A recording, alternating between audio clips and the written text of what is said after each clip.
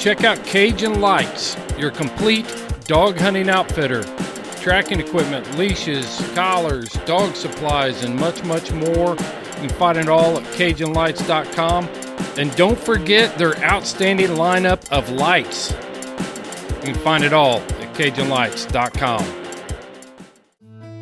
Elite nutrition products are the hottest thing on the market right now for dog and horse owners.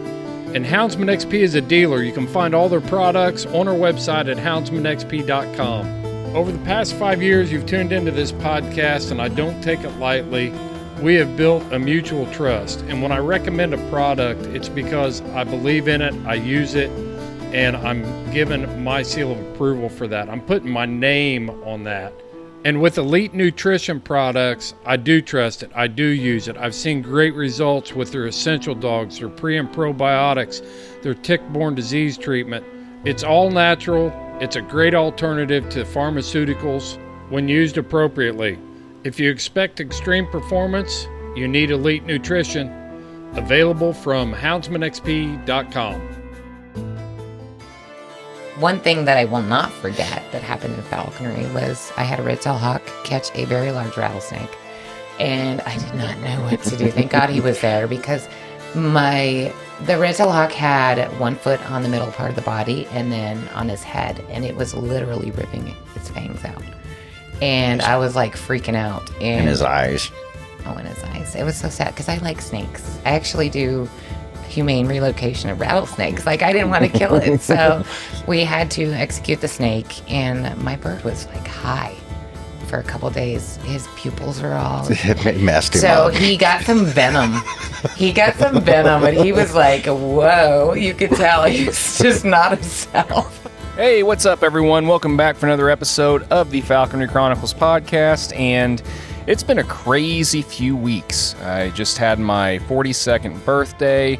I took a couple weeks of vacation, and of course, like an idiot, ended up doing a lot of work being this kind of stuff while I was on vacation. But, you know, it's all good. This kind of stuff isn't too much work for me. I enjoy doing it, and I got a chance to meet a lot of new people over the last couple of weeks and make a lot of new friends. And of course, over my birthday, got to do a couple recordings with some other awesome friends, as well as be in one of my favorite places in the world. So it's been a cool couple weeks, but it's been hectic, and I'm kind of glad to get back to normalcy, although I will say the next 2 months are going to be insane for me schedule-wise. It's going to be pretty nuts. I think I'm going to have maybe 4 or 5 days off total over the next couple of months between trying my first abatement job plus doing my normal healthcare job. So anyway, enough of all that. I just wanted to fill you all in on what's been going on, so you're going to get a dose of Arkansas, Oklahoma, and Arizona, amongst a couple other things, over the next few months here. And so the first episode that I'm going to bring you is this one that I recorded while I was in Arizona. Fortunately, I was able to get this episode along with another important episode recorded while I was out there, and Amy in particular had been a falconer that I had really only met or talked to previously over the internet, off and on over the last year or so in particular, and of course we have a lot of mutual friends, so it was nice being able to head over to her and Don's place and talk shop for a little bit and do a couple recordings and get to know them a little bit better. They have another cool perspective as a falconry couple, and one that I really hadn't ran into yet, as far as which one was actually into falconry first and how they met, and lots of other really cool stuff in this episode. So also, just to let you know, you'll probably hear an occasional cameo from some of Amy's finches and other birds in the background. They like to chime in occasionally as well, but you all are used to hearing that kind of thing in this podcast anyway, so let's just jump right in and get into this episode with Amy Woods and Don Darras. Here we go.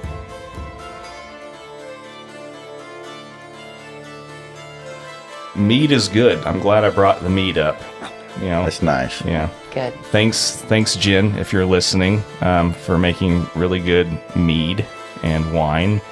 and other forms of alcohol. Your sponsor right now is actually even having a drink. It's so good. And I don't drink, but it's good. So yeah, thanks, Jen. And you guys, and I just want to say too, I mean, if it wasn't for her, this probably wouldn't be happening right now. So I just want to throw that out there.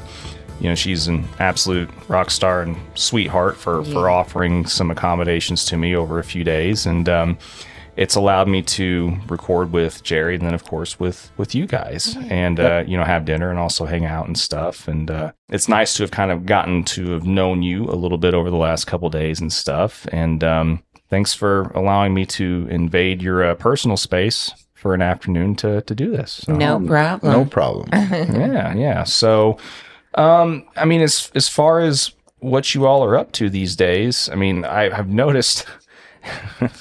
you just have a virtual plethora of birds. Yeah. I originally, what I wanted to do was open up a bird store, half like coffee shop, half bird store. But renting buildings is it's just too much. So I've just been selling birds that I've been breeding out of my home. So, yeah. You don't have to have any kinds of permits or anything for that or anything. I don't think so. Yeah. What all different kinds of birds are you breeding right now? We've got Java finches, owl finches. We've got some zebra finches.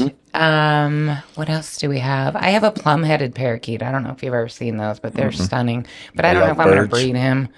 And lovebirds, and the babies are going to go to their home soon because thank God I'm tired. Like I've been hand raising them since they were like 10 days old. So, and then we just got a Turaco. I don't know. Yeah, really cool looking bird today. So we'll see what happens with it. If I get tired of it, I'll just sell all my birds.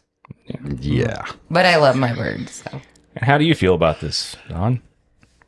It's really bad when you both really like birds because there's never a no, we don't need that. Maybe we ought to think about this. No, you get the opportunity to get a bird and like this morning, drive to Phoenix, pick it up and drive back. It doesn't help that we've made friends with the people that own the bird store in Phoenix. So that doesn't help either. But we really enjoy it. And to be honest, I clean a lot. That's the one thing I like. I love my house clean, but it's a lot of work having all these birds. But I love it. Before the divorce and everything, I had 2 or 3 zebra finches. Okay. And those went with her. And I was actually more than happy to let her have those. Yeah. Because even just a couple of those... the amount of like small feathers and seeds everywhere, not to mention for such small birds, it was very impressive how far they could shoot their shit. Yeah. They make a mess. I mean, for lack of better terms. And they are messy. Well, and too, that's why we have an aviary outside, and a lot of the birds are out there. And Jen even gifted me a pair of starfinches too, which was really cool. But we're keeping a lot of them outside, and then pairing up right now, and then we'll put more birds outside because I'd rather them be outside. Definitely. Yeah, and if like you said, if cleaning is a hobby.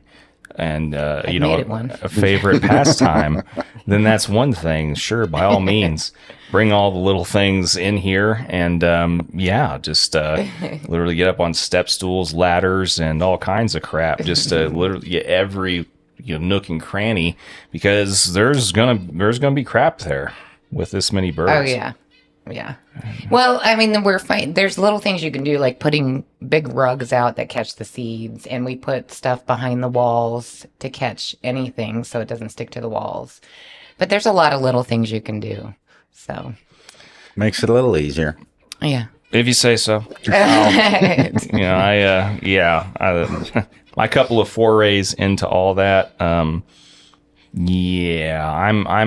good with, and that's the reason why I got the place I got. That pole barn having separation of bird and state again, and also dogs even.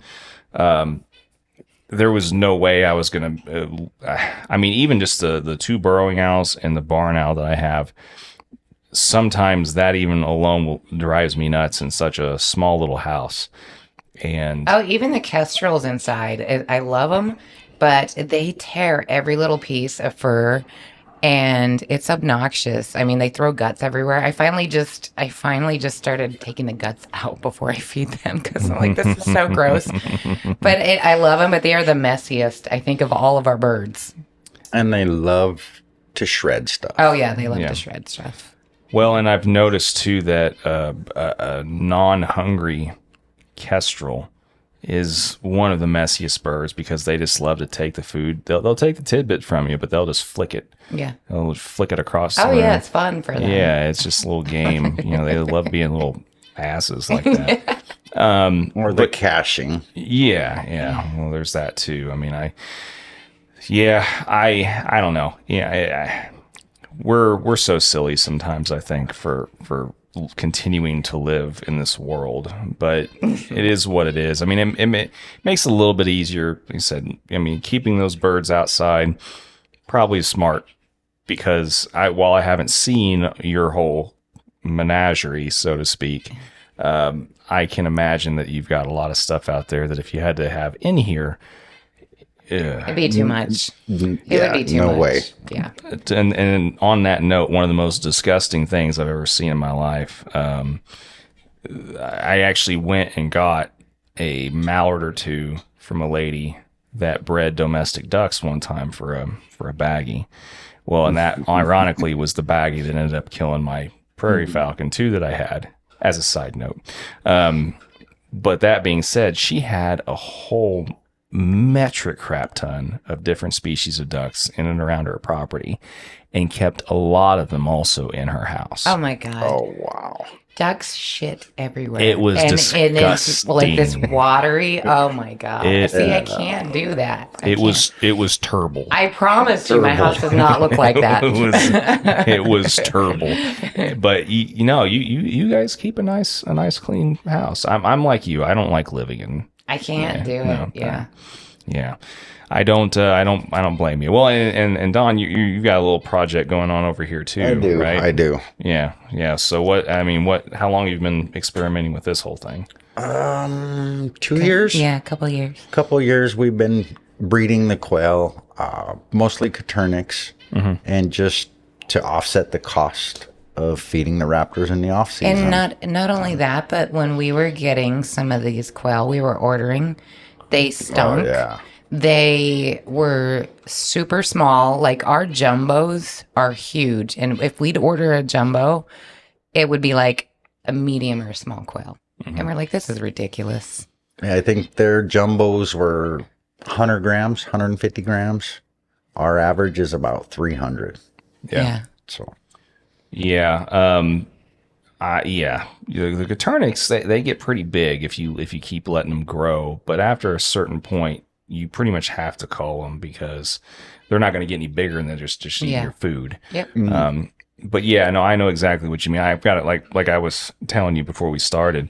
I've got a couple of friends that breed Coternyx, and I just buy mine from them and stuff. And same kind of deal. I mean, there's some guys that I know that will let them get to that real true like jumbo size and stuff. And yeah, I mean, you're talking like big giant quail. Yeah. But yeah, one of those things, hell, you throw to a peregrine and it's almost good for like 2 days, but yeah, I don't blame you for wanting to grow your own food. It gets a little pricey. Yeah. It does. With us and falconry birds, rehab birds on top of that. Yeah, plus we do the rehab stuff too. Sometimes babysitting birds. Yeah. It definitely helps out. Yeah. And I mean, how many do you try and hatch out at a time? I mean, how much of a surplus do you like keeping? Right now I have about 60 quail in the big pen. I have 35 more in the brooder. So we just try to keep it cycling. Keep enough back to keep breeding, which is usually around 20, 25. And when we need quail, I'll just call out 20 or 30 birds, freeze them, and it'll hold us over till the next batch is ready. Yeah. Cool. I try and stay about like anywhere between like 60 to 100 a head, because I find that it creeps up real quick. Yeah. Especially if you have like, well, as many birds as we have. It just... Oh, definitely. All of a sudden you're fine, and then one day you're like, oh shit, I'm down to like 10. Yeah. Yeah. Yeah. Yeah. Catches you slacking. Yeah, for sure. Well, and so what all falconry birds do you have right now? Go ahead. You want me to? Oh, yeah. So we have Donnie's goshawk, and we have Donnie's kestrel. We have... Now, keep in mind, a couple of these birds came in through rehab, so I don't have an addiction that bad. But I do have a kestrel. I do have a kestrel that came in through the rehab as a chick, and so I've had him since then. And then I have a Prairie falcon who came in through the rehab, but he's perfectly fine too now. And a Gyr Prairie hybrid. And I think that's it. Your work bird. Oh, Harris hawk, a grumpy... angry Harris hawk. So I think that's it. Yeah. But honestly, sometimes I think about, because we want to travel and I want to fly birds in different states. And so we may have to at some point start, cutting back a little bit. Yeah. So we can travel. Is that a we or? Me. Maybe me. I find that falconers, they have this weird habit of kind of creating their own form of Stockholm syndrome. Yeah. It's like, I need these birds, and then I have these birds, and now I can't go anywhere. I'm like, I know. It's like I made my own prison. Yeah, exactly. And 4 dogs on top of that. Yeah. Yeah, and I understand that too. Yeah. Yeah, well, I mean, you guys are busy, it sounds like. So yeah. That's good. And what are you doing for work right now too? I mean, as far as... For me, I'm a manager with a plumbing company in Camp Verde. So it's not bad. I'm home fairly early during the day. Weekends off, so it makes it a little easier. Yeah. Yeah, I do abatement in Phoenix, which isn't bad, but my mind gets so bored with it. It's so boring. But we went from correction officers, and he was a correctional lieutenant, and I had promoted, and it was like we just had to get out. Politics were getting so bad. And we were already flying birds, and part of the problem was, because we were in Mesa, was that they were building on all of our hunting grounds. And one of my best spots, somebody went in there and shot a bunch of rabbits and left them. And more than likely, that's lead in there. And my Harris hawk ate one and was acting goofy. So I took it in, and they were like, it doesn't look good with blood work. She pulled through. So I don't know what happened, what happened, but it was scary. I said, you know what, I'm getting tired of this place. Let's just go somewhere where there's lots of bunnies and game in general. So we moved over here. Yeah. Here is nice. Load up everything. 5 minutes. We're in the hunting fields. Yeah. But what sucks is, like, when we first moved out here 4 or 5 years ago, there was nobody in the areas we go hunt. And now there's like people off-roading, shooting, and it's getting a little bit tight in this small little town. So... Yeah, I used to visit a friend of mine when I went to audio school, 20 plus years ago. A buddy of mine used to live kind of close to Arizona City, Casa Grande, down further south of Phoenix, in between there and Tucson. And it always used to crack me up. It's like it never was a small Arizona city without at least a scattered trailer, 3 satellite dishes, and a broke down Camaro in the front yard or whatever. and I was just like, this is the one part of Arizona that reminds me of home. It's just there's the scattered trailer, that's barely got a roof but has 3 satellite dishes and a broke down Camaro in front or whatever. And I'm sure that as time is the influx of time and the growing populations around here and stuff, while there is a lot of public land, I can see what you're saying, without it becoming an issue. Yeah. The last 2 years, Prescott has exploded. Well, and building and people from California, a couple other places moving in. That's finally hitting our little town. Oh, yeah.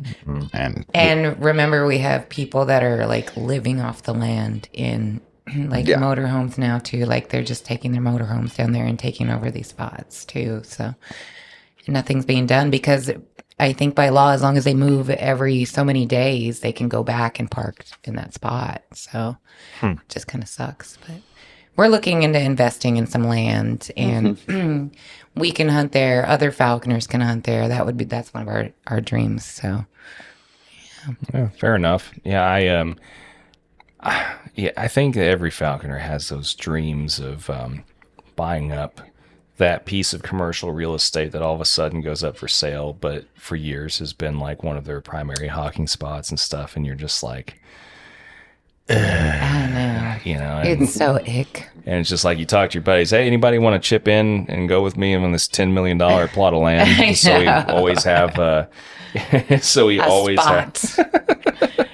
and it's just like, God, it just never ends. It never ends. We just keep losing more and more places, and for as much BLM land as there is in all these different states out west, I don't know. I mean, weigh in on that just a little bit. I mean, how much game is there usually truly on a lot of these public lands? I mean, have you guys ever really had a lot of issues finding places to hunt around here? not so much places to hunt. When we first moved here,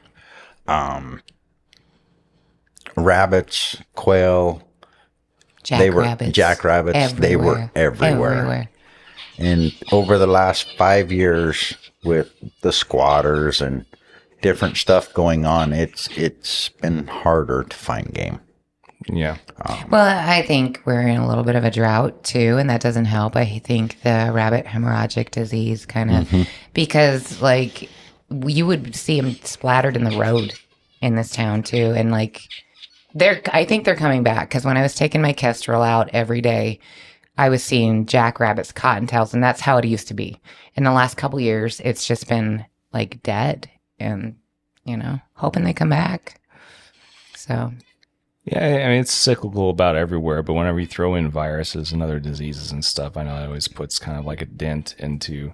And luckily, we never really saw that a whole lot. Although, I mean, we have had dips in our rabbit populations too, but there's always a natural, like, weird ebb and flow. Too, yeah. The 7 year. They just say it's what, a 7 year cycle. But I don't know. I do kind of fantasize though about living in a place where, you got this big variety. You don't really have to worry about stuff getting developed because it is public land and stuff. But because there's not a whole lot of that where I'm at. It's we do a lot of urban hawking, and we also, unless private, landowners and stuff that have good, you're just kind of SOL. So. Yep. Yeah, but we're gonna make it a goal and save some money and see what we can do. And like we said, it would be great if, we just had other falconers can go up there and hunt whatever game. So. Well, and I do have to ask this because it was a little funny. I was thinking about this. You told me when we were texting the other night, making like dinner plans and stuff or whatever. You had said that you're wanting to invest in a place that has it's more wide open, or and I'm looking around and I'm like, this kind of looks kind of wide open to me. Well, go hiking in it, because let me tell you what, you're gonna have buns of steel in no time. So I'm kind of addicted to the whole long wing thing right now. And when we went to Utah to Sky Trials, I was like, this is so perfect for long wing. So that's kind of what I envision. But there's a lot of little dips and hills, and I mean, I was looking good. When I was flying Harris Hawks, I was fit. So now I throw like some pigeons to my peregrine, and I'm like, I'm not getting exercise. He slams down and grabs one or whatever, and it's over, So when we went to Utah, have you been up there? Or Oh yeah, I've been all through. So you've seen the valley and 2 miles in each direction, and it's flat. That's what she's after. Yeah. It was funny because it was the first time going to Sky Trials and it was snowing, and we took our little car because we were like, we're going to drive to Utah and we're going to save on so much gas. And we were the only ones like sliding into the parking in the muddy, snowy ground. Yeah. And everybody had like Tacomas and all the four-wheel drive. We made it though. We made it. It's not exactly easy terrain. No. No. The couple of times that I've worked out west, or the handful of times I should say I've worked out west, I've either had like an SUV that had all-wheel drive. You know, like I drove a Honda Passport for a while, and then now I'm driving a Honda Ridgeline.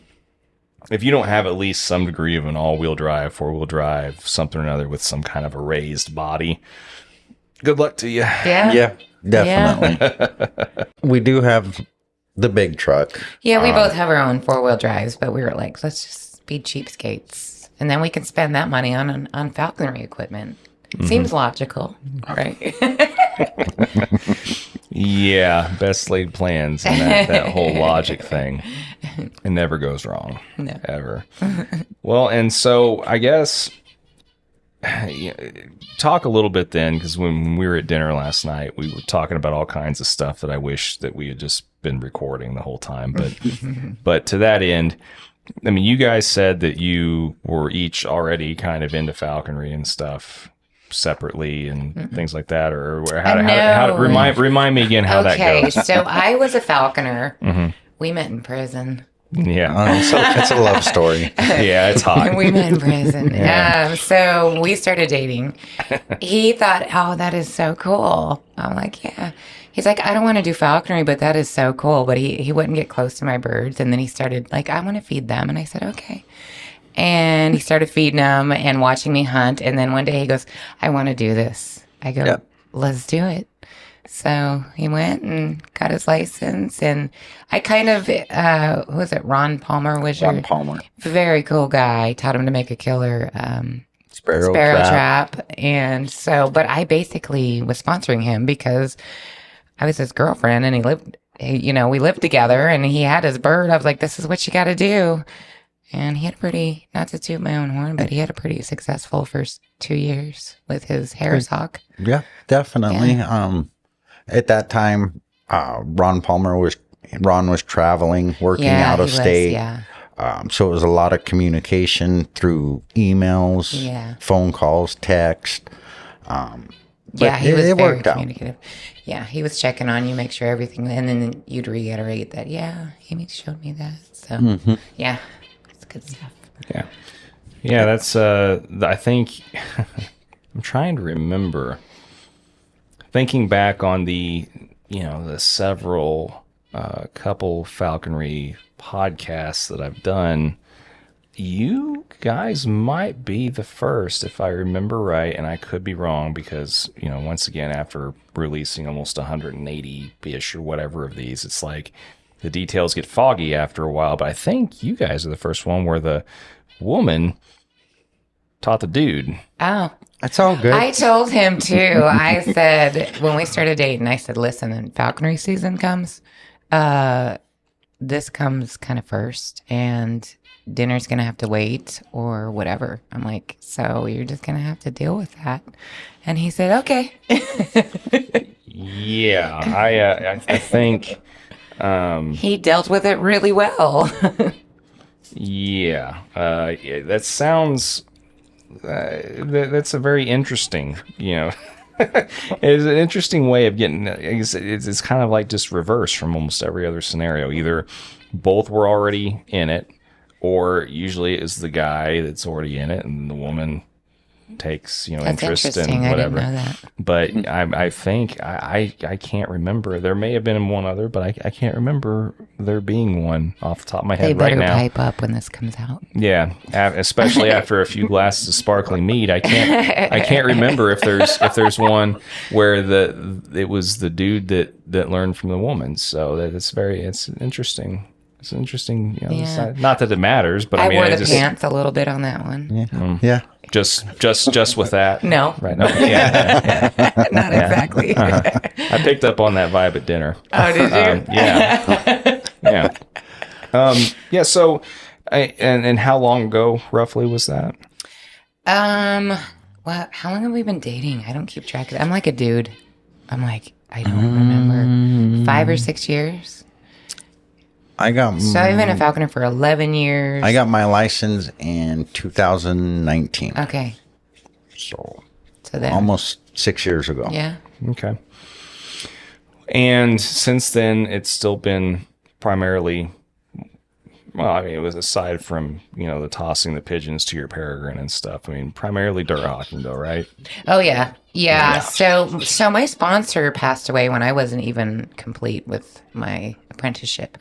And I learned from the falconry community early on to be careful. And I kind of was secluded. And so I didn't know how to move on from Harris hawks. And I was having a good time with them. And so I flew them for, 8 years. 8 or and 9. it got to where I was like, you know what? I'm getting kind of bored because they're so easy. They're so easy and they're predictable almost. Well, careful with that easy word though. Oh, okay. So you know what? They can be easy, and I love them. Don't get me wrong. I think they're great, but it makes it a lot harder, I think, when you switch to something completely different. Yeah, I 100% agree. So, but luckily, flying my first long wing, he hasn't given me the finger, and it's been a couple years. So, but I got to thank Kaylin for that because I was like always hitting her up, and she helped me a lot with that. Yeah. Yeah, well, and we talked about that a lot at dinner last night too. I mean, there's a lot of, there's this, and this is something I've talked about before too, multiple times, but the whole connotation of Harris is automatically being easy because it's a Harris. Well, there's lots of other little sub branches off of that, not every, it's not always that cut and dry. Yeah. And, but, every species has its quirks, but that's true. I think if somebody was flying a red tail for a long time and they try to switch to a Harris, that could throw them off too. Well, yeah, because then they're going to try and train it like a red tail. Absolutely. If you try and train a Harris like a red tail, then you're just going to end up with a bunch of problems. Yeah, absolutely. Yeah. I think Harris hawks are really hard to lose. If that helps kind of put things in perspective. Or should I shut up right now? Yeah, no. If you have them dialed in, yes, and I think especially if you make that Harris, it's really difficult. Yeah. But if you didn't make that Harris and you got that Harris from somebody else and say it's like 19 years old or something like that, it's actually not that hard to lose one. Really? Yeah. Oh. Yeah, it's happened to me. I could see that. I could see hand-me-down birds. They can fool being you. Tougher. They can fool you a little bit more. Oh, I'm sure. Yeah, I mean, then once again, it just goes with the learning curve that happens with any type of bird. But yeah, I mean, there's different things that you can learn from each bird, and not all the lessons are going to be fun. The same. They're going to be for sure. But yeah, so I mean, so far though.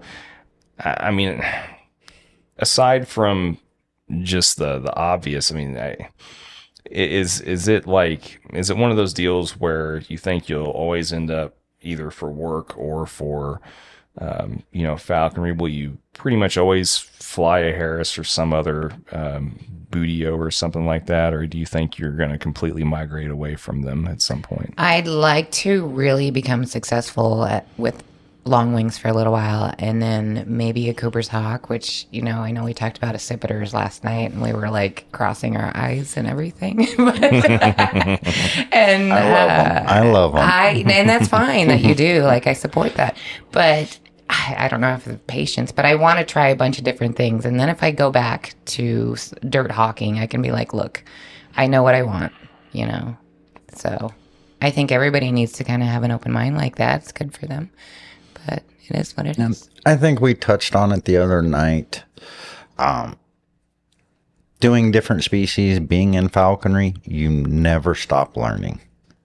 It doesn't matter how many birds you've flown, what you've done, you continue to learn. Yes, absolutely. And keep that open mind that, hey, you don't have it all figured out. No, and if you ever did get it all figured out, then there wouldn't be any point in doing it anymore. Yeah. It take all the fun away from it. And this is not something Yeah, I mean, it's been said many, many times, but this is never something you're going to completely master. And if you do feel like you've kind of gotten the full gamut, then yeah, I mean, it's just kind of, well, what's the point in continuing to do it? But yeah, I don't know. My thing is, and like we talked about last night too, it's really easy to kind of get sucked into the whole wanting to do all kinds of different things at the same time early on and stuff. Like now I wish that I would have like not, done a lot of different stuff that I did in some ways. But, when I tell people that are so anxious to do other species and stuff anymore when they're early on in their careers, I always ask them like, well, do you feel like you've done everything that you can do with the red tail, or you're so bored with that you just feel like you have to move on, or are you just getting the itch for no reason, And that's a good question. What are you guys' thoughts on that? Because I think there's a lot of falconers that, they'll have success or whatever season or two with like one bird. And then they're like, oh, I'm going to try and do the hardest thing over here. It's because, I just think it's. Anyway. I know for me, I was, as much as I enjoyed flying Harris Hawks, I was getting bored. I was feeling like I was going out there just for the bird, getting exercise and hunting. And it was great, but I'm like, I don't have the excitement that I used to have. So I started working on the long wing thing, and I'm really excited about it, and I'm having a good time. And so I can only speak for myself on that, but I don't know. What about for you? Initially starting, and I've fallen back into it now. I really do have a passion for micros. I love them. I have so much fun with them. They're fun. When I initially started, I did try to fly 2 kestrels unsuccessfully. Like in a cast, you mean? At separate times. Oh, okay. Worked with them, could get them, man trained, doing anything we wanted in the house, take them outside, and it just, for whatever reason, turned into a train wreck. Could never get it to work, so I released them on separate occasions. And then we got the Harris Hawk, a little Tiercel, and 3 years I flew him. Yeah. 3 years. He would go full throttle when he saw a jackrabbit. I don't know what it was. I've never seen a Tiercel Harris. Like, I've had Tiercels take jacks, but this bird was completely turned on differently when he'd see a jackrabbit. It was pretty cool. Yeah, So, he was a lot of fun. We did end up taking seven or 8 jackrabbits, and I couldn't even tell you how many cottontail. But he got to the point to where he was showing the signs. He was ready to breed. He was ready to have a family. So we went ahead and made the choice. well, you did. Well, yeah. I wouldn't make it for you. I go, don't ask me what I would do. He was a fun bird. He was amazing. Anyone that went out and flew with us, they were like, hey, you want to get rid of this bird? Let me know. But I ended up releasing him. And got the goshawk. Yeah. And I've been working with him. That initially started out really well. You did a really good job with him because you got him when he was pretty young. He was about 5-6 weeks old when I got him. So a little bit late to really do the imprint process from scratch. But it worked out pretty well. We have struggled a bit the last couple of years, just work schedule, life, things happening. Because they need to be, exhibitors need to be out like all the time, like every day. Yeah. They're going to lose all that flight muscle and everything really quick. Yeah. So, it wasn't his fault, but he did Yeah, I did promote at work, and he had less time. And so it is a new season that we're going to see what we come up with. Yeah, we've got a plan. I've changed up things. Gonna run things a little different training, and I've kind of made the decision that I'm gonna fly him one more season. If I can't make it happen up here, then we'll probably look at rehoming him. And he's like, mentally sound for a goshawk. I mean, to Oh, me, he's I was great. like, I don't know. Well, you say goshawk, but I mean, is it a North American? North American. Okay. Yeah. Well, I mean, that's a little smaller bird too. You know, for I mean, I'm sure you could do the cottontails and stuff with him up here, but anything kind of bigger than that's going to be a little bit of a challenge. Oh yeah. Yeah. And I did focus the last season primarily on quail hawking. I was going to say that'd be perfect for him. Oh yeah. And it was tough. I didn't run a dog. It was all on foot. Oh God! Why would you do that to I yourself? know. I'm a glutton for punishment. I like, you need a dog. Borrow my dog. Just borrow my dog. Good Lord, man! Do you hate yourself that much? I mean, Just a little bit. yeah. I mean, quail hawking isn't my thing in general, but there's a snowball's chance in hell that I would ever quail hawk without a pointing dog. Oh, There's yeah. no way. It was deceptive up here just because Quail are deceptive. we have so many quail. Yeah. They're everywhere. Big coveys, like big coveys. But for whatever reason, when you get your bird out in the field, they disappear. They're good at that. Yeah. Yeah, That's why it's good to have a dog. I was gonna say it's weird. It's almost like they don't want to die. Okay, it could be. Yeah. Yeah. But I mean, that's where I'm getting pumped. I want to start flying. I want to start catching birds. So I think that'd be fun. Yeah, bird on bird action's always been my favorite kind of stuff. Oh, really? Okay. Yeah. I mean, any kind of bird on bird chasing. Anytime you throw the multiple dimensions into things, that's why I like squirrel hawking so much too. Anytime you throw the multiple dimensions other than just ground, Oh, yeah. For me, it's that's what I prefer anyway. But yeah, so it's funny because there seems like in each of these couples too that I've talked to, there's always at least one person that's bitten by the accipiter bug, and then the other one that just lives with it. So I think that dynamic is always entertaining too. Now, there's a backstory to this. Wait, what? There is a backstory to this. So for probably a couple of years, I studied and read everything I could about accipiters. Mm-hmm. And I'm like, I want to do this. I want to do this eventually. I'm not ready yet. I'm going to study, watch videos, read. And I came home from work one day and Amy goes, hey, you need to go to Payson this weekend. I'm like, go to Payson for what? She goes, to go pick up your goshawk. Yeah. So to get, Because you were ready. You didn't feel ready, but you were ready. But I didn't know. Like, I do kind of agree when it comes to goshawks. If you should get out there and kind of trap your own for your very first one, because if you're going to put that much work into finding it, trapping it, all that it takes, then you're going to be committed to putting all that time into flying that bird.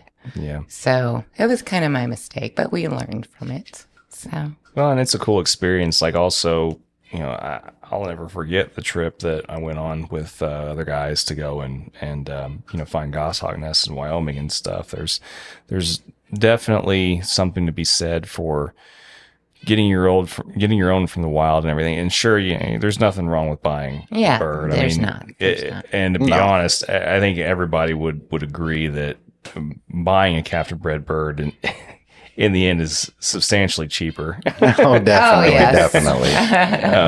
But there's usually not an experience that goes with it though either. Yeah. So I think at that time we had were hitting looked. areas. We were looking, but I would not call us. We were like dedicated, hardcore looking. Because time frames, it was hard to get out and look. So it's not like we didn't try at all, but we did try. A little bit. A little bit. We could have tried a little harder. Yeah. Well, yeah, I think everybody could technically try. I mean, even the people that are hardcore looking and stuff. I mean, there's always a little something extra that somebody could do, but sometimes not very much. Yeah. But well, I mean, that's cool. I like you. I just like the long wing personality better. I think I kind of relate to it a little bit more. than other species, but you know, I don't know. I mean, are you primarily going to target quail then, or what are you going to primarily target? Well, so I've been told that a peregrine falcon can go after quail, but they don't like to go into cover. Peregrines don't like to go into cover. So I'm not going to really attempt with him other than maybe if we get a bunch of doves in this season, because they've been gone. Like, we had a good population and I don't hardly ever see them anymore. And then with my Gyr peregrine, I may just say screw it and have them go after cottontail. You know, because I can't rely. So I only have one pointing dog, and I don't know if that's going to be enough, you know? So I just don't know. Well, and so, I mean, like we were talking about the other night too, you know, the whole like Gyrs and stuff on jackrabbits or like the Gyr sakers or even the sakers on jackrabbits, people have done fur with falcons to whatever degree, but I mean, I don't know of I can't think of anybody off the top of my head that's tried like a Gyr peregrine or something like that on fur. Yeah, I could really screw this up. I'm not even gonna lie. As long as my bird is okay, like it's all learning. But then I go, you know, I kind of want to go south and get him on doves. And is it going to screw him up? I can't switch him back and forth like that. That's really going to screw him up. No. So I've got a couple more months to figure out and make a solid decision and a plan. Yeah. You know.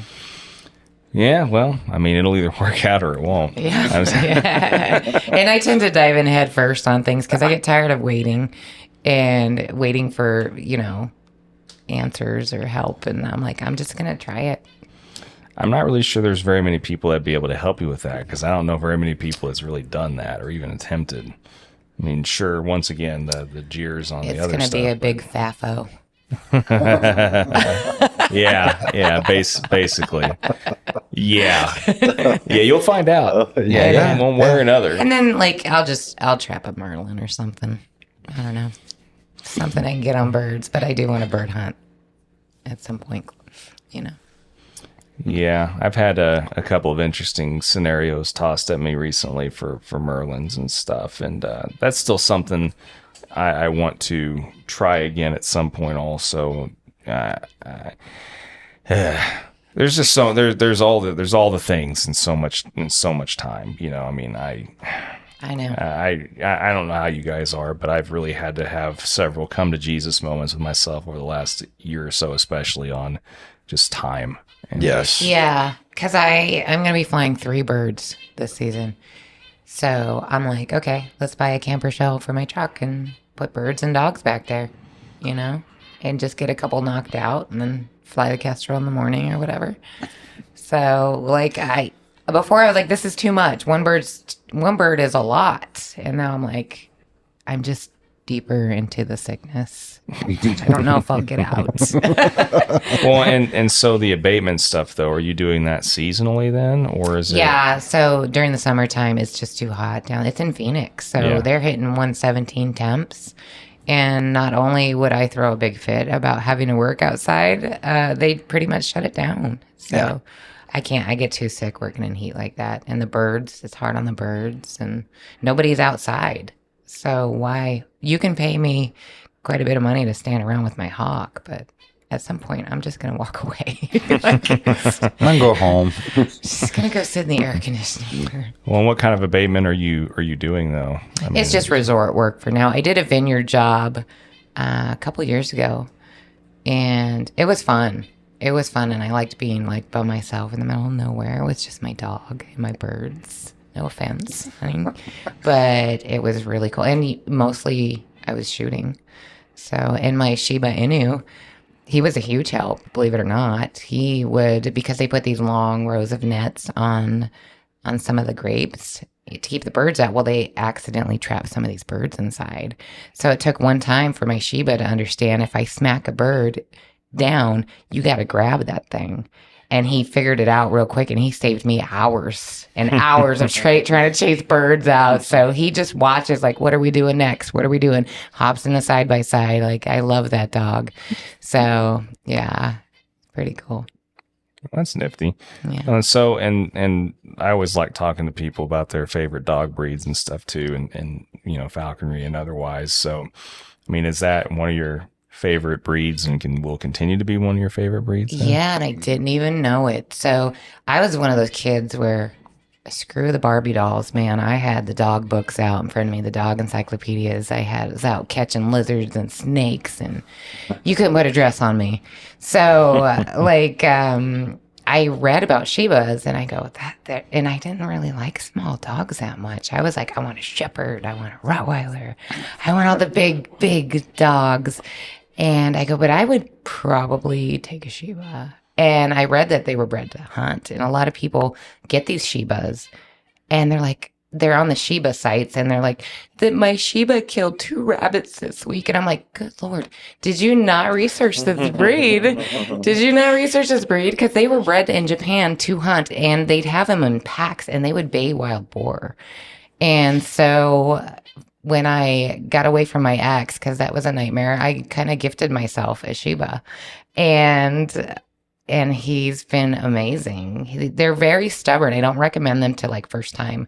No. You need to be firm and stick with your decisions and stay solid. And no means no, because we were at the falconry meet, and Hunter was just tired of being on the leash. So before I knew it, he had chewed right through it and was just standing there looking at me like, can we just go do hunting now? And or his female knows how to figure out how to get over that gate. She'll find a ways to, she'll be on the, top of the shed. On the top of the shed. And we're like, how the hell did you get up there, dude? So they're highly intelligent, but they will push their boundaries if you don't keep up. But he's even beat sometimes the bird to the bunny. I got a little nervous about this. He would dispatch the bunny before I could get there. And I'm like, wait a minute, I don't want my bird to lose some toes, dude. But he is so hardcore in falconry. Even that little kestrel, he's just like, come on, let's go. Come on, let's go do falconry. So he follows him around the field. And I love this breed. I never knew I was going to love it this much. I just can't. The dog work is just such a high for me. It really is. So even getting my first English setter, I did most of the footwork. Took her to Black Tree Kennels for a little while, and he said, you did a good job.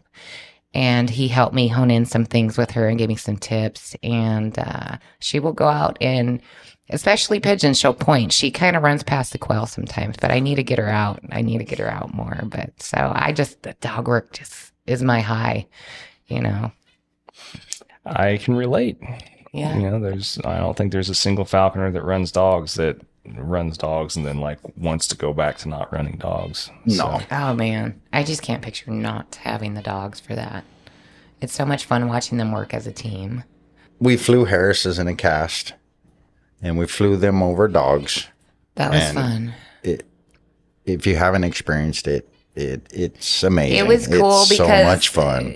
We don't want to always be hunting together. I mean, I'm really independent. I'm like, I want my me time with my bird. But we were flying Harris hawks, and in 10 minutes we got 3 cottontail. Mm-hmm. And we're like, this is cool, and just something as a couple we can do sometimes. So that's kind of one thing that I miss is, hey, let's go fly together. Yeah. I don't know. His goshawk tolerates me, but I could tell he's not 100% comfortable with me in the field. So. But yeah, you'll have that too. Yeah. Definitely that But my prayer again is okay, come on, everybody. So that's cool. So he can come out and watch my bird. Well, falcons, normally they don't really care, stick close anyway. Tango kind of does. Tango kind of sticks close. So, and then what other breeds of dog do you use also, or do you have? Just the Shibas, just the 2 Shibas, the setter. English setter, and then my shepherd. He's just old. I've had him for 13, 14 years. Mm-hmm. So we're just gonna stick, I think, to hunting dogs for a while. Yeah. Yeah. Yeah, and that's the other thing too. It's very hard to go back just to getting a a dog that just is meant to be a companion or a toy Yeah. dog, or whatever toy Yeah. breed. Once Yeah, you start yeah. hunting with them too, it's just like, nah, I can't justify now. Yeah, I Like spending know. the money on a breed unless it's also going to work for me too. You could use a Pomeranian with a red tail. No, really. Well, I we mean- would not be dating. You take your Pomeranian out of here. Well, I mean, I'm sure there was people at some point in time that, well, I know for Maybe a fact they there's- tried it. Yeah, well, there's plenty of people that still think that they still don't know that dachshunds are used for hunting too. But Yeah. but look at where that's They're gone great also. for Yeah. hunting. So yeah, you have all kinds of things out there, but yeah, I don't know. I just for me, I would feel empty to a degree now if it wasn't for having just that built-in beater. Oh yeah. Oh, mean, yeah. Someone that's not going to be mouthy back and just goes and beats and does what you Yeah, want and actually quietly. enjoys it, Yeah. actually likes it. Yeah. Because And- hunting with multiple guys now that don't run dogs, it's like, Oh, yeah. it's a different story. But anyway, And I think the hunting over the dogs gives you more of the experience of getting to Watch it. stand back Yeah. and watch it. You're not so focused on flushing or reflushes or finding something. You can just stand back and let them work and enjoy the hunt a lot more. sure, yeah, it's like that they always say that this is the most sophisticated form of bird watching, and it truly like is another dimension whenever you can really. Yeah, just sit back and Yeah. let them do their thing. And Yeah. after a while, the bird doesn't even give a crap about us anyway. It's just It whatever doesn't. It's like, dogs do. okay. My first Harris Hawk and my Shiba, like they didn't care. They were together. I got so many pictures of them like doing stuff to get hunting together, and they never looked back. They were like, whatever. I'm like, bye. Thanks for the Bye, ride. guys. Yeah, thanks for the ride here. Well, and let's touch on that real quick too, because we were talking back and forth about the difference between, and I still have yet to fly a Passage Harris. It's on the list for eventually, but Oh, yeah. we were talking about the difference between Passage and captive Yeah. Harrises and stuff, and especially hunting with dogs. I mean, you haven't really hunted with any small breed dogs yet, though, right? No. It's No. mainly No. bigger. Yeah. Well, I don't know if have you seen a Shiba Inu? They're not very big. Okay, like I'll let you see. Like his female, how much does she weigh? Like 12, she's 13 like pounds. this high. Well, maybe shoulder to foot length. well, maybe 12, this high. 13 pounds. That's like, 10 to 13 pounds are what my dachshunds weigh. Yeah, she's Well, and they're my taller. male. She's taller, thinner. Well, my male is on the bigger side. And he's like he's- 20-something pounds. Yeah, 20 but he's pounds. more a little stout. So we'll show you afterwards. They're Okay. not big dogs. Okay. Yeah. So, that's the thing too with Harris's. I've noticed that the ones I've had anyway, they'll either love or hate big or small dogs one way or another. There's usually Yes. no in between. Yes. So, what's your experience been like with trying to get Harris's to work with dogs and not trying to eat them? My experience is get the bird young around the dog. One of my birds that they ended up being really good flying together was my bird was really young. And then my Shiba was kind of a puppy. He was pretty young. So I had them around each other all the time. And if you introduce different dogs, like they know it's not the same dog. And they tend to have a problem with that. So my female Harris, I couldn't fly. And I don't know if Aries was Aries able to fly? Yeah, he flew with Maya. Yeah. Okay. So Maya is our other Shiba, but Aries was a wild bird. He was a passage The Tirso. male that I flew hunter with, my Shiba with, he was a captive bred. So that's kind of just my experience. Those two, and then I had a captive bred female, and she was not having it. She was not having it. But the guy that has her now has her around the dogs 24/7, and he said she's fine with the dogs. He has her in the house 24/7. He said she doesn't scream, she's fine. So I don't know if that'll play out different in the field. It's a good chance it could. So we'll see. Yeah. I don't know. It seems to be, and I've heard multiple stories from different people too, like where they flew an immature, especially female, captive or captive bred Harris, and just caught like their dachshunds or their small dogs like so much through a season and stuff, and then intermewed them, and then for whatever reason the following season those dogs could have walked all over that Harris and it wouldn't have mattered. Like, so I don't know. I haven't really had a chance to really get that experience yet. Yeah. But it's interesting. I think everything is unique. Every experience can be a little bit unique for each bird.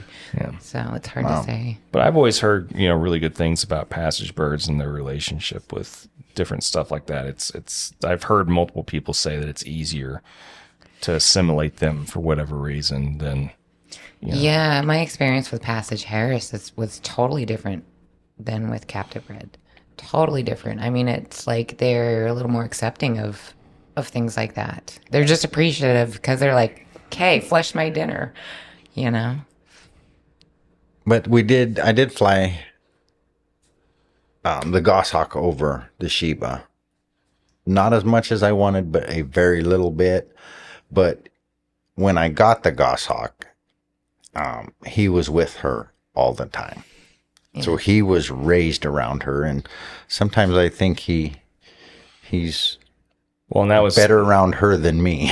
Well, it wasn't a full imprint situation. It was more of a leaning towards that direction, more than, yeah. Well, I'm always interested in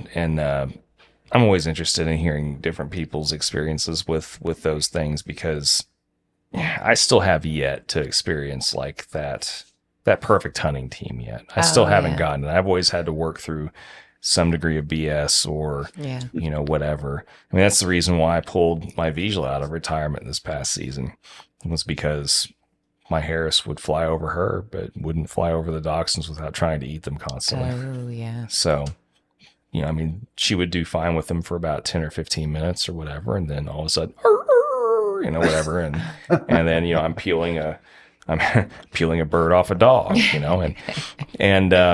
and so I finally was just like, all right, screw it. I mean, she tolerates the Vizsla, fine. We'll just go ahead and go with this. Yeah. And, they caught multiple rabbits together. So I don't know, it is what it is, but yeah. Anyway, well, thanks for sharing that anyway. Yeah. I mean, what other kind of stuff have you guys, done together or separate or whatever? And real quick too, I mean, we obviously, he got into this because of you, mm-hmm. right? But I mean, you didn't elaborate more on how you actually discovered this and how you got into it. I did not know what falconry really was. Mm-hmm. And so I'm going to try to not drag it on because I can talk too much about this, but I did a little bit of wildlife rehab in California, mm-hmm. and I fell in love with the birds of prey there, but the keepers and the handlers were like, no, this is my spirit animal. You know how they can be sometimes.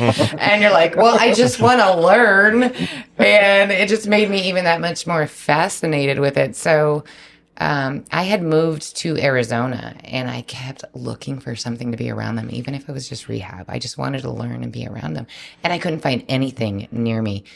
And then I beat breast cancer. And I was at work one day, and I was talking about birds of prey. And one of the guys was like, listen, you need to figure out something to do with those, because you always talk about them and you're a totally different person. Your face lights up, your whole demeanor changes. I go, okay.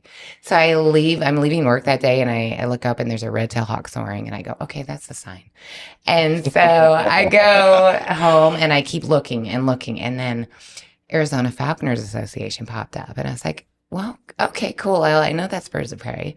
And so then I reached out to the secretary, which was Ken Mesh, and I said, hey, I need to figure out how can I get near these birds? Oh, I'm taking my Harris hawk out tomorrow if you want to come out at 4:00. And I go, yeah, I want to go.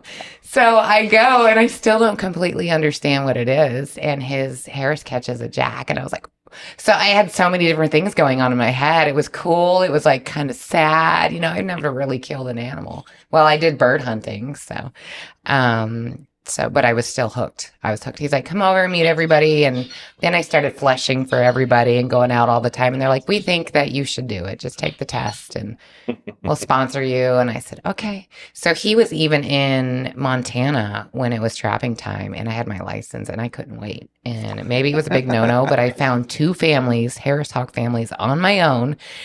And I trapped, and I actually initially caught my first bird's older sister, and she was too old, so we had to put her back. And then I trapped my first bird. He was Passage, and we had a really successful 2 years catching bunnies and taking doubles and almost triples, and yeah. Very cool. Yeah. Well, and that's the other thing I'm always interested to hear about too.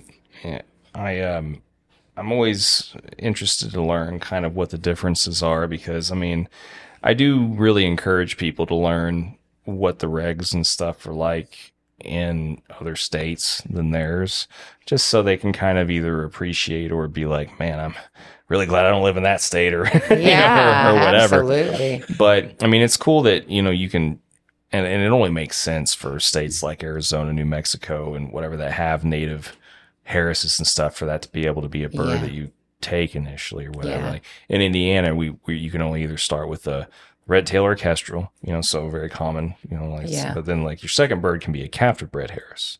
You can't have a wild Harris? No, because I mean it's not really a native bird. Oh yeah, I mean, if could you go trap in a different state? Once you become a general, Yeah. but not for as an not apprentice. while you're still as an apprentice. You can only do a captive bred.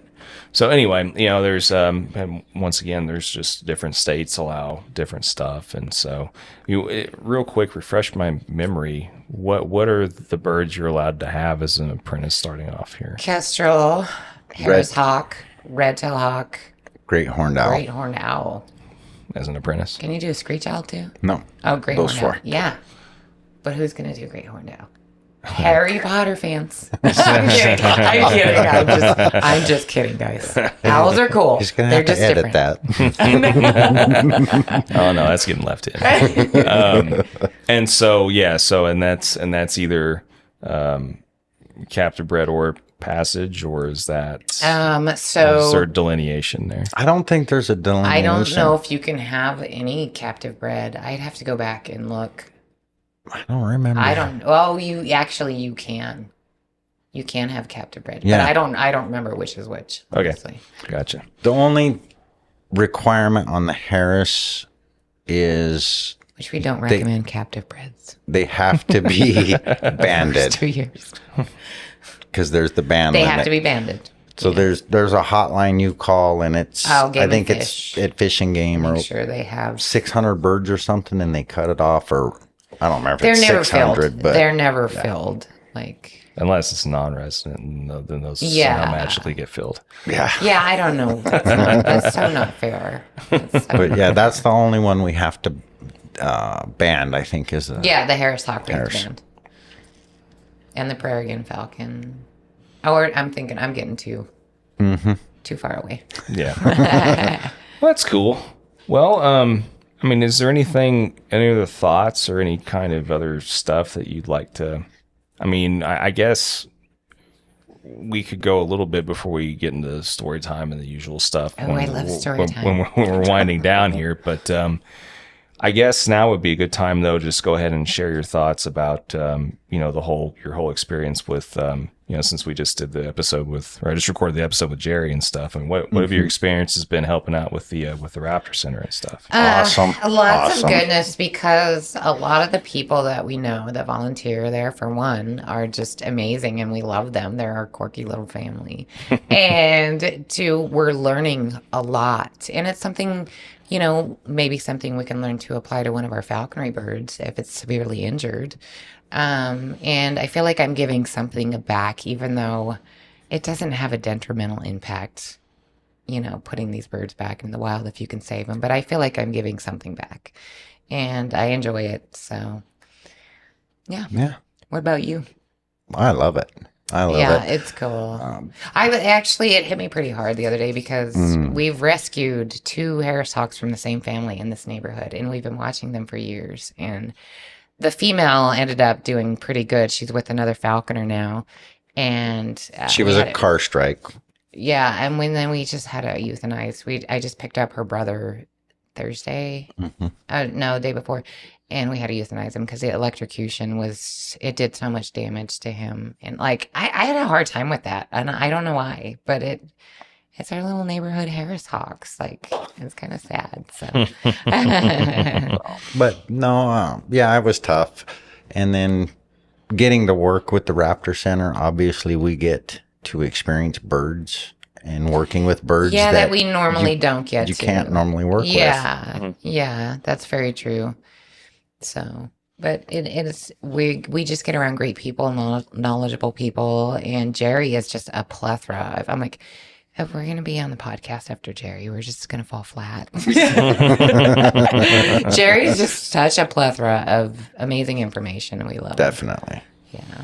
All right. Well, if you guys ask really nice, I might go ahead and publish yours first before Whatever you see fit. I would say we had a blast hacking out the Cooper's Hawks. Oh yeah, we've hacked out some Cooper's Hawks back here and just leaving water out and food and just watching them come in, and eventually they just start going away. And then occasionally they come in at your pigeons in the backyard. Yeah, so we get to experience different things and learn, and I like that. Definitely. So. I'm sure it's handy getting to have experience messing with different species that you normally wouldn't bother messing with because you're either not interested in them in falconry yet or whatever. Exactly. So I can see where that would be valuable. Yeah. I think we had a friend that I don't remember which rehab she did it through, but she got to fly a Swainson's. Oh yeah. And that was like Rachel's yeah. amazing. So that was kind of an experience. We got to go out with her a few times and fly the Swainson's. And it was just everything's unique, experience it all if you can. So cool. Yeah. All right. Well, if there's anything else you want to add about that before we get into story time? I am excited about story time. All right, go for it. Is it favorite story time? Yeah, I mean, you've listened. You know how I do this stuff by now. And I think it's great. I think story time's cool. So one thing that I will not forget that happened in falconry was I had a red-tailed hawk catch a very large rattlesnake, and I did not know what to do. Thank God he was there because the red-tailed hawk had one foot on the middle part of the body and then on his head, and it was literally ripping its fangs out. And I was like freaking out. And in his eyes. Oh, in his eyes. It was so sad because I like snakes. I actually do humane relocation of rattlesnakes. Like I didn't want to kill it. So we had to execute the snake, and my bird was like high for a couple of days. His pupils were all it messed him up. So he got some venom. And he was like, whoa, you could tell he was just not himself. But he ended up being fine. So he didn't get bit. So and then one story that I still go, wow, I don't understand why this happened, but my sponsor recommended a really cool spot for bunnies for my Harris hawk, and it was like loaded with rabbits, and it was probably a mile outside of a private prison. And so I'm out there hunting with my bird, and there's rabbits everywhere, and he's having an off day. He's not really doing much. And I'm like, okay, I guess you can have an off day. I'm not going to make you hunt if you don't want to hunt. And I just see this little white pickup truck come flying in. And this guy, he looks like a really dark, maybe Hispanic Danny DeVito. And I don't know why that stuck out in my brain. But anyways, it's an interesting combination. I know. I'm trying to visualize that actually right now. I don't know why. And not only that, but the It's Always Sunny in Philadelphia version of Danny DeVito, like that. Frank, like I'm trying to visualize that as Frank. Anyway, go ahead. So he comes squealing in, and I'm like, "What is the deal, dude?" He's yelling at me. Just totally yelling, wouldn't let me talk. Get out of here. What are you doing here? I go, I'm sorry, I'm hunting with my bird. Get your animal and get out of here. I'm like, sir, I'm so sorry. I'm like really far from the prison. I didn't mean to upset anybody. Gee, this guy would not let up. And so I called my bird. Maverick was screwing around on the ground. I said, Maverick, and I slapped the glove. So Maverick gets up and starts flying to me. and go straight for this guy's face. And his feet were stretched out and he raked upward. This guy was flailing backwards. And like, I'm like, oh my God. And then he turns around and he lands on my glove. And I was like, oh my God. I go, I know they don't understand this, but I was like, why did you do that? I go, but that was kind of cool. So then this guy's all upset. I'm like, listen, he's asking for my driver's license. And I go, okay. So I give him my information. And I go, I understand. I said, I work for the state prison. And he's like, oh, where do you work? So I told him, and he's just like, oh, okay, well. I said, well, where I work, we have gates and everything and perimeters where we don't want people to come in. Oh, we do things different here. And I go, whatever. So I am driving home and I call my sponsor. I said, I want to let you know this is where I was at and this is what happened. And he started laughing and he said, your bird was protecting you. I go, oh, is that something they do? He goes, no, not normally. Maybe for their family. He goes, but that bird was protecting you. I go, I don't know what it was, but it was kind of interesting. So maybe he was protecting me. He was a cool bird. So that was my story that I won't forget, but it's your turn. My turn was probably with the Tiercel, the Passage Tiercel Harris hawk. Probably one of our first hunts. Super excited. Still an apprentice.